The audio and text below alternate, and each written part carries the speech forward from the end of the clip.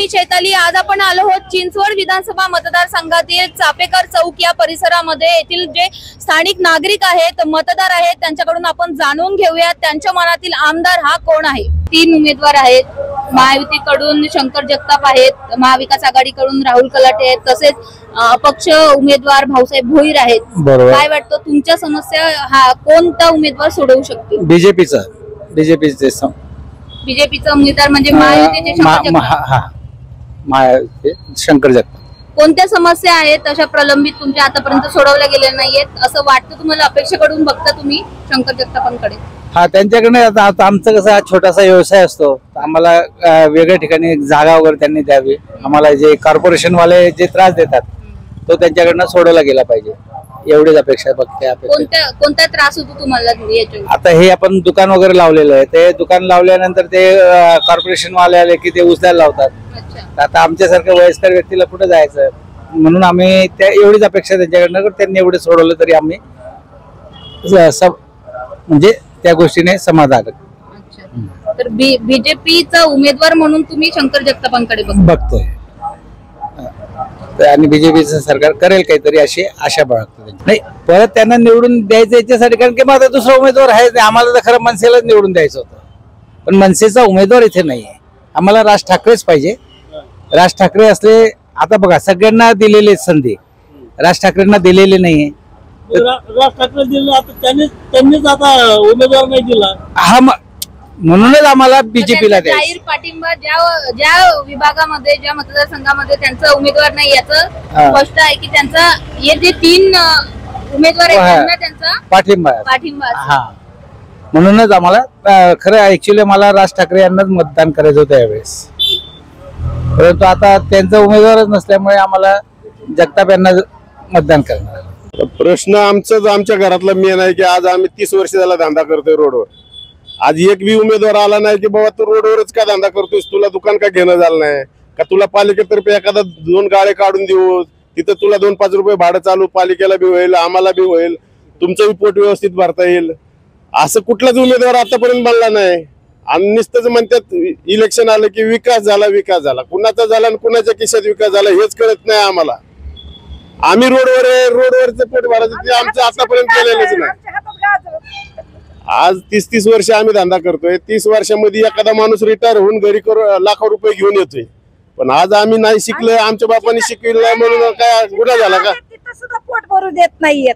हाय ती बी आमचे स्टॉल काढले, स्टॉल इथं चौकातले, आणि गाड्या दिले तर मंडईच्या आतमध्ये। आमच्यासाठीच विकास नाही तर विकास आहे कुणासाठी? मग तुमचं काय अपेक्षा आहे? कोणत्या आम्हाला गाड्या पाहिजे, नळाला पाणी व्यवस्थित येत नाही, नळाला पाणी पण 2 तास येत लगेच जाते। बोलायला गेलं की म्हणतात तुम्ही बिल्डिंग बांधचाल आणि नळाला पाणी कुठून येणार असं म्हणतात। मग पाणी पण नाही, नळाला पाणी पण भरपूर येत नाही नळाला। हाय तर नमस्कार हात जोडून करतात ते पुन्हा मग नावच नाही यायचं का, बघायचं नाहीये। मग या सर्व ज्या तुमच्या समस्या आहे या प्रश्नांना समोर ठेवूनच तुम्ही मतदान करणार? मग ते तर गृहीतच आहे कडे, जो आमचं भलं करेल त्यालाच आम्ही निवडून देणार ना। आता जे 3 उमेदवार आहेत, काय वाटतं ज्याची प्रगती दिसेल तरच मतदान करणार ना। जे आपल्यासाठी ज्याचं पोट भरतंय आमचं, त्याला मग कसं काय विसरून जमणार? जो आपल्यासाठी उभा टाकल तोच्यासाठी जनता उभा टाकल। नाही, कोण प्रगती करल जेव्हा करल तेव्हा आम्हाला कळल, होय बाबा यांनी आपले खरं आमच्या दूध भाकर टाकली कडे। पण आता तर सध्या प्रश्न जे आहे ते आता निवडणुकीनंतर तुम्ही म्हणताय की तुमचे जे प्रश्न सोडवतील तेव्हा पण मतदानाचं तारीख तर आता आहे, तर त्या हिशोबाने तुम्ही काय बोलाल? होईल आता बघूया काय भुईरला द्यायचं का काय, ते आपलं मतदान कसं गुपित असतं ना। मतदान गुपित असतं, पण जे एक उमेदवार म्हणून आपण बघतो की हे आमचे प्रश्न सोडवू शकतील, त्याबद्दल काय सांगा? जे आता सांगल ते माझ्या मनात राहील ते करल मी, काय करायचं ते बरोबर। काही काम होत नाही, काही नाही, काही काम नाही आमचं, त्यांच्यापाशी काय काम नसतं, काही नाही पाहिजे। तुमच्या परिसरामध्ये सध्या कोणत्या समस्या, कोणते प्रश्न प्रलंबित आहेत, भेडतावत आहेत तुम्हाला? काय समस्या आता आमच्या काही रोड बीड झाले, आता काय समस्या आहे? काही नाही समस्या। 3 उमेदवार आहेत सध्या महायुतीकडून, शंकर जगताप, राहुल कलाटे आहेत महाविकास आघाडीचे, आणि अपक्ष उमेदवार भाऊसाहेब भोईर आहेत। तर काय वाटतं कोणता उमेदवार तुम्हाला तुमच्या ज्या समस्या आहेत त्या सोडवतो? काय दोन्ही कोणत्या उमेदवारी बघा काही म्हणतात येतात फक्त ते सामान्य वर्गाला कोणी किंमत देत नाही. शंकर जगताप नाही तर आपलं राहुल कलाटे, बाकी कोण आहे हे आता अपक्ष वगैरे ते मत काही खरं नाही. ते सगळे पुण्या पाहण्या काय करणार एवढे जे सांगतात हमतीनी शरद पवार सांगतो हमतीनी असं करणार तसं करणार, काय केलं काय करणार. ज्या वेळेला कर्ज होता त्यावेळेला लोकांना गहू धान्य कुणी दिलं तूच सांग. कुणी दिलं भाजपने दिलं ना, लोकांना दिलं ना. दर महिना शेतकऱ्याला 2,000 रुपये मिळतात, 12,000 रुपये मिळतात, 6,000 मिळतात. आता राज्य सरकारने 2,000 केले चालू, 15 झाले 12,000, म्हणजे महिन्याला 1,000 रुपये मिळतात. अजून काय मिळणार आहे शेतकऱ्याला. आणि शेतकऱ्याला तरी किती दिलं ना तरी सुख नाही. देवाने परीक्षा बघितली शेतकऱ्याची, भिमुख केला. देव काय म्हणले की मला, शेतकरी काय म्हणला मला भिमुख पाहिजे, खाली शेंगा पाहिजे, डाळेवर देवाला दे. म्हणजे देवाला सुद्धा फसवलं शेतकऱ्यांनी. बस आता काय राहायचे. तुमच्या या परिसरामध्ये तुमच्या काय समस्या आहेत? आमचं काही नाही. उमेदवारांकडून अशा अपेक्षेने बघता मला अपक्ष कोणी उमेदवार नाही, भाऊसाहेब भोईर आहेत. कुणाचं काही सुख नाही. आपल्याला काम करायचं ते करावंच लागतं. तुला पायपेटी करावी लागतेच ना, 4 पैसे मिळवण्यासाठी. संपलं. मलाही पण तेच, मला आता 83 वर्ष झालंय, चालू आहे. मी अजून माझं काय कोणी करते का? पण एक मतदार म्हणून आपल्याकडे जो अधिकार आहे मतदानाचा, नाही. तो मी त्या दिवशी ज्या दिवशी मतदान करायला जाईन त्या दिवशी माझ्या डोक्यात मग तो मतदानाचा अधिकार आहे, त्या अधिकारातून या सगळ्यांनाही आपण सोडवू शकत का समस्या, असं म्हणणं नाही सोडू शकणार. काय झालं, इलेक्शन आहे चालू, जे कॅन्डिडेट आहेत ते पारंपरिक आहेत. आता नवीन कॅन्डिडेट काहीतरी आला पाहिजे, मग त्यांच्याकडे पक्ष चांगला नाही. म्हणजे परिवर्तनाची गरज आहे. पण ज्याच्याकडे जो कॅन्डिडेट चांगला आहे त्याकडे पक्ष मजबूत नाही की जो महाराष्ट्रात चालू शकतो. जे आता सध्या या परिसरामध्ये महायुती तिन्ही याच्यात, पण तिन्ही जर चिंचवडचं भोसरी किंवा पिंपरी बघितलं ते कॅन्डिडेट तेच आहेत. नाही पण भाऊसाहेब भोईर तर नवीन आले ना. भाऊसाहेब भोईर नवीन आहेत, अपक्ष म्हणून आहेत, पण ते किती वेळ चालू शकतात. त्यांचं असं म्हटलं विरोधी पक्ष चालत नाही जास्त वेळ, अपक्ष किती वेळ चालणार आहे. माणूस चांगला आहे, माणूस कसं आहे, तो काम करणारा माणूस आहे, त्याच्याकडे ध्येय आहे. ते अपक्ष माणूस किती चालू शकतो. तो कुठल्या ना कुठल्या पक्षात जाणार पुढे निवडून आल्यानंतर, ती पुढची गोष्ट. संधी म्हणून कसं बघायला, संधी म्हणून संधी देण्यात काय उपयोग नाही ना. मग त्याच्यात संधी देऊन काय उपयोग आहे. जर ठीक आहे, मला जर महाराष्ट्रामध्ये पक्ष कुठला येतोय तर महाराष्ट्राचा विकास करणारा पक्ष कंटिन्यू 5 वर्ष जगला पाहिजे तो पक्ष, त्या हिशोबाने काम करणार विचार करणार मी. तेव्हा मला जुन्या पारंपरिक जे आहेत उमेदवार त्यांना जावं लागणार वोटिंग. इच्छा आहे मला की नाईलाजाने बाबा दुसऱ्या नवीन माणसाला द्यावं, पण तो कार्यक्षम राहणार नाही. पण संधी म्हणून जर तुम्ही येत्या 5 वर्षामध्ये जर भाऊसाहेब भोईरांकडे बघाल तर मग, कारण की भाऊसाहेब भोईर काम करणारे आहेत. जनतेला आव्हान, मतदारांना त्यांनी असं आव्हान केलंय की पक्षापेक्षा तुम्ही एक व्यक्ती म्हणून मला व्यक्ती म्हणून केव्हाही त्यांना सोयीस्कर आहे, देणं गरजेचंच आहे. नवीन मत आहे, अपक्ष आहेत, थोड्याच्या हिमतीने त्यांनी उभे राहिले सगळ्यांच्या विरोधात. त्यांना सगळ्यांना टप जे आहेत दोन्ही कॅन्डिडेट यांना टप देऊन ते उभे राहिले. काहीतरी आहे, आपण त्यांना मत देऊ. पुढे भविष्यात अपक्ष आहेत, त्यांनी जर कार्यक्षमता दाखवली तर ठीक आहे, नाही कार्यक्षम झाले तर काय करणार आम्ही, म्हणजे आमचं वोटिंग बाहेर. त्याच्यामुळे विचार तो चाललेला आहे आमचा. असं नाही की मी या मताचं त्या मताचं, स्पष्टता नाही. अजून कोणत्या समस्या आहेत या विधानसभेमध्ये, या परिसरामध्ये तुमच्या कोणते प्रश्न, कोणत्या समस्या प्रलंबित आहे अजून? इथे रोजगारीचाच प्रश्न आहे. प्रश्न काहीच नाही. सगळ्या तरुणामध्ये तेच झाले, सगळ्या कंपन्या बाहेर जायला लागल्या. आहे त्या कंपन्या एमआयडीसी बंद पडायला लागल्या. आता एमआयडीसी सगळ्या रेसिडेन्शियल मध्ये येतात, तेव्हा कंपन्या बाहेरच जातात, तेव्हा रोजगारी कमी झाली.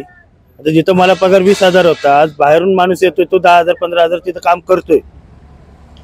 त्याच वर्कशॉपमध्ये. मी इथला नागरिक असून इथला भूमिपुत्र असून मी आता सध्या काही करू शकत नाही. कमी पगारात मला नाईलाजाने काम करावं लागतं. आज 20,000 पगारामध्ये काहीच होत नाही. घर भाडं जर बघितलं तर 4,000 सिंगल रूमला भाडे, दवाखाना खर्च 4,000, राशन पाणी गेलं 6,000. काय होतं माणसाच्या हातात? काहीच नाही. त्यामुळे इथे जास्त औद्योगिकरण वाढत येईल तेवढं करा, बाकी काही करू शकत नाही. बाकी मूलभूत गरजा सगळ्या दिलेले आहेत. रोड दिलेले चांगले, संडास चांगले दिलेले आहेत, चेंबर चांगले दिलेले आहेत. मूलभूत गरजांचं काही इथे हे नाही. उलट वाढतात, उलट फॅसिलिटी आणखी लाईटी चांगल्या यायला लागतात. पण माणसाला राहायलाच जागा नाही ना, काम करायलाच जागा नाही ना. ठीक आहे, मी जर उच्च शिक्षित असतो, IT मध्ये काम केलं असतं, कुठेतरी चांगल्या ठिकाणी काम केलं असतं. पण आम्ही आता 12वी 13वी पास झालेले लोक, अंडर ग्रॅज्युएट, आम्ही कंपनीशिवाय दुसरीकडे कुठे जाऊ शकत नाही. रोजगार म्हणा किंवा धंदे टाकावे म्हणा तर तेवढे तर आमच्याकडे पैसे नाहीत. किती चालणार? चहाची टपरी जरी टाकली मी, किती वेळ चालणार ती? तर एकंदरीत विकासाच्या दृष्टीने दुसरा विषय म्हणजे यांनी जे प्रायव्हेट शाळा आहेत याच्यावरती काहीतरी लगाम जर लावता आलं यांना तर मी नक्की यांना बोलतो. कारण प्रायव्हेट शाळेच्या फिया एवढ्या वाढल्यात की त्या म्हणजे मुलांना का शाळेत घातल्या, त्यापेक्षा नगरपालिका शाळेत घातलं असते एक असं म्हणजे चित्र समोर येतं. मुलांच्या फिया कमीत कमी एका शाळेला मासिकांत जरी घेतली, पिढिया जरी घेतली तरी तिला 35,000च्या खाली फी नाहीये. लोकांचे तेवढे पगारच नाही. एका घरात जर माझे 2 मुलं आहेत 70,000 रुपये आणणार, प्लस त्यांचे बाकीचे सगळे ऍक्टिव्हिटी त्यालाही पैसे लागतात, त्यांचे क्लासेस आहेत त्यालाही पैसे लागतात. तर शिक्षणाचा थोडाफार त्यांनी भार जर कमी केला आमच्यावर ऍडमिशनचा किंवा फीचा हे प्रायव्हेट शाळांकडनं तर खूप चांगलं होईल. बघा मॅडम, सर्व पक्ष चांगले आहेत आणि सर्व उमेदवार पण चांगले आहेत. प्रॉब्लेम इथे येतो की सत्ता आल्याच्यानंतर तो पक्ष किंवा तो पर्सन कसा वागतो त्याच्यावरती डिपेंड आहे. आमचं असं मत आहे की एक असा कायदा आला पाहिजे की दिशाभूल ऍक्ट. दिशाभूल ऍक्ट काय म्हणतो की जो बी सत्तेत येईल आणि ज्यांनी बी जे आश्वासन दिलेले आहेत तो पाळतो का नाही. म्हणजे कसं की त्यांनी जे काही आपल्याला आश्वासन दिलेलं आहे ते L1, L2, L3 लेवलवरती. L1 म्हणजे की आमचा प्रयत्न आहे की आम्ही हे करू, L2 म्हणजे की काही झालं तर आम्ही हे करू, आणि L3 मध्ये जर त्यांना आश्वासन दिलं तर त्याला ते काम करणं भागच आहे. त्याला कुठलंही आंदोलन करायची गरज नाही, काही सांगायची गरज नाही पब्लिकनी. त्यांनी होऊन स्वतःहून राजीनामा द्यायचा की मी लेवल 3 वरती कमिटमेंट केलं होतं आणि मी ते माझ्याकडे ॲबिलिटी नाही की मी ते करू शकलो नाहीये, त्याच्यामुळे त्यांनी पायउतार होणं गरजेचं आहे. आमच्यासाठी सर्वच पक्ष चांगले आहेत, सर्वच भारतातलेच आहेत, कोणी बाहेरचे नाहीत, सर्वच चांगले आहेत. फक्त तरी जे बी कमिटमेंट करतात ना ते वायदेशीर त्यांनी हे म्हणजे संविधानाच्या ह्याच्यामध्ये बसून त्यांनी केलं पाहिजे. असा कायदा आला पाहिजे की ज्यांनी बी दिशाभूल केली आहे पब्लिकचे, जे सांगून त्यांनी मत घेतलेले सत्तेत आलेलं आहे ना त्याला सत्तेवर राहण्याचा अधिकार नाहीये. आणि याच्यासाठी सर्वात महत्वाचं आहे दिशाभूल ऍक्ट येणं. तर आता तुमच्या सध्या जो तुमच्या परिसरामध्ये कोणत्या समस्या आहेत आणि 3 उमेदवार आहेत. महायुतीकडून शंकर जगताप आहेत, राहुल कलाटे आहेत महाविकास आघाडीचे, आणि अपक्ष उमेदवार आहेत भाऊसाहेब भोईर. तर या 3 उमेदवारांपैकी तुम्हाला कोण वाटतं तुमच्या समस्या सोडवू शकते? सर्वांना चान्स मिळाला आहे, भाऊंना चान्स मिळाला आहे, कलाटे साहेबांना पण चान्स मिळाला आहे. पण आमचं असं मत आहे की जे राजकारणात 25 वर्ष राहिले त्यांना चान्स मिळाला नाही आणि त्यांच्याकडनं अपेक्षा आहे तर भाऊसाहेब भोईर आमच्यासाठी योग्य वाटतात, ते काम करू शकतील असं वाटतं. भाऊसाहेब भोईरांचं काल असं म्हटलं होतं की माझ्याकडे पक्षापेक्षा एक व्यक्ती म्हणून बघा, तसं मतदारांनी त्यांनी आव्हान केलंय. तसंच आहे आमच्याही मनामध्ये भाऊसाहेब भोईर आहेत आणि तेच जिंकून येतील असं आम्हाला वाटतंय. आमच्या समस्या तेच दूर करतील परिवर्तनाच्या दृष्टीने. हो, परिवर्तनाच्या दृष्टीने. प्रश्न आहे, पार चापेकर चौकाचा प्रश्न आहे. जो कोणी उमेदवार चांगला असेल त्यालाच मतदान केलं जाईल. मेन आपल्या एरियामध्ये हे पिंपरी चिंचवड मध्ये जो कोणी उमेदवार असेल ना तो जर का व्यवस्थित काम केलं, समस्या सोडवल्या तर त्याला मतदान आम्ही करू. तुमच्या आतापर्यंत कोणते प्रश्न जे होते जे प्रलंबित? आमच्या इथे रोडचे प्रश्न आहेत, पाणी बिल वाढले, लाईट बिल वाढले, सगळ्याचे बिल वाढलेले आहेत ना. ते कोणी काही कमी करत नाही, त्याच्याकडे कोणी लक्ष देत नाही. गरीब असाच उपाशीच मरतो ना. मग हे मोठे होतात कुणाच्या जीवावर होतात? पब्लिकच्या जीवावर होतात ना. ते त्यांनी पहिलं प्रश्न सोडवले पाहिजेत ना. काय गोर गरीब आहे, ह्याला काहीतरी स्वस्त मिळायला पाहिजे, जागा व्यवस्थित मिळायला पाहिजे, हे त्याच्याकडे लक्ष देत नाहीत. आणि कुठलाच माणूस असं नाही की आम्ही त्याला मतदान करल असं कोणी तुम्हाला सांगू शकणार नाही. पण ते आता ते 3 उमेदवार आहेत. आता 3 उमेदवारापैकी मला असं वाटतं की राहुल दादा कलाटे माझ्यासाठी तरी चांगले आहेत.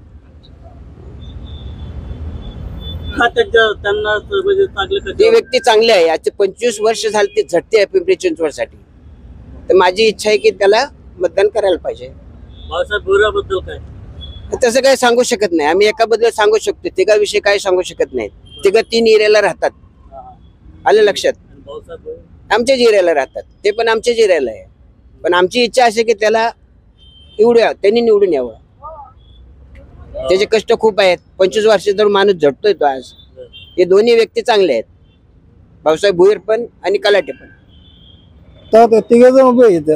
भाऊसाहेब भोईर आहे, अजून कोण आहे? महायुतीकडून शंकर जगताप आहेत, महाविकास आघाडीकडून राहुल कलाटे आहेत आणि अपक्ष उमेदवार भाऊसाहेब भोईर आहेत. जास्त करून लक्ष्मण जगतापकडे लोक जास्त वळलेली, कारण ते तिकडे आपल्या इकडे मतदान करायला येतात. त्यांची एरिया तिकडे आहे ना, जास्त करून इकडे येत नाही कोणी. आता कोण येतील ते काय नक्की गॅरंटी सांगता येत नाही आता सध्या. तुम्हाला वाटतं जे तुमच्या समस्या प्रलंबित आहेत, जे प्रश्न आहेत ते सोडवल्या जातील म्हणून? सोडवतील, थोडेफार सोडवतील पण निवडून. शंकर जगताप ते आले आमच्या दुकानात, आलेले चिंचवडला शोरूम मध्ये. मला 4-5 वेळा भेटलेले आहे ते. आतापर्यंत मागील 10 वर्षामध्ये कोणता विकास झाला काय सांगा? ते करतात त्या एरियात जास्त झालं, आपल्या एरियात कमी झालेला आहे. तिकडे ते राहतात त्या एरियामध्ये, आपल्या इकडे कमी आहे. ते कमी झालेले आहे. आता आपलं मतदानच्या वेळेला येतात इकडं मत द्या म्हणून, पण ते मतदान झाल्यानंतर कोणी परत येतच नाही. एकदा येतात परत येत नाही कोणी. परिवर्तनाच्या दृष्टीने कोणाकडे बघताय तुम्ही? शंकर जगतापकडे आम्ही बघतो. शंकर जगताप काल येऊन गेले सगळे. रोज 2 दिवसाचे लेडीज येतात, सगळे येतात, बघून जातात. मत द्या मत द्या.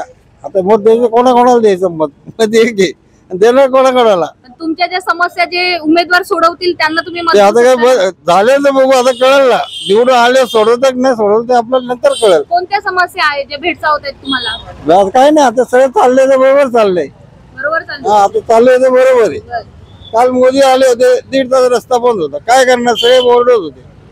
नरेंद्र मोदी आले काल पुण्याला, संचेती हॉस्पिटल. 2 दिवस जातो पुण्याला. परवाशी अमित शहा आला तेव्हा 1.5 तास संचेती हॉस्पिटल रस्ता बंद होता. आज काल आलो, काल पुण्याला 1.5 तास त्या चौकात अडकलो. एक माणूस येण्यासाठी किती लोक, लाखो लोकांची ट्रॅफिक जाम करून ठेवली एक माणूस येण्यासाठी. कोथरूडला असताना रस्ता बंद केला. कोथरूडला असताना त्या चौकापर्यंत रस्ता बंद होता. सगळे रस्ते बंद. शिवाजीनगर, जंगली महाराज रोड. एवढं ट्रॅफिक वाढल्यानंतर 1.5 तास 2 तास निघत नाही. अकरानंतर खुल्लं झालं. 7ला निघालेला माणूस तिथं किती वाजता पोहोचला? 7:30ला पोहोचलो. 1.5 तास पुला खाली बसून आम्ही उभं राहिलो, गाडी घेऊन, कार घेऊन. तेव्हा कुठे ते रस्ता मोकळा झाला, कधी 10:30-11 वाजता. एवढं लोक वैतागतात ना सगळी. एक माणूस येण्यासाठी एवढा रस्ता सळा फोन करा अख्खा पुण्याचा. त्याच्यामुळे अडकतात लोक सगळी. ते असं चालतं जे आता रोज. अमित शहा आले तर रस्ता बंद, आम्ही आले तर रस्ता बंद, सगळे आले रस्ते बंद करून टाकायचे. एवढं दुसरं काय नाही. आता आले निवडून तर बघता येईल कोण काय करते आता परत. तर आपण जाणून घेतले आहेत की महायुतीचे उमेदवार शंकर जगताप, महाविकास आघाडीचे उमेदवार राहुल कलाटे तसेच अपक्ष उमेदवार भाऊसाहेब भोईर जे स्थानिक मतदार आहेत, नागरिक आहेत, यांच्या संमिश्र अशा प्रतिक्रिया पाहायला मिळाल्या. येत्या 23 नोव्हेंबरला आपल्याला हे चित्र स्पष्ट होईल. जनतेचा कौल हा कोणाच्या बाजूने आहे? कॅमेरामॅन भानुदास हिवराडसह मी चैताली, आपला आवाज, चिंचवड.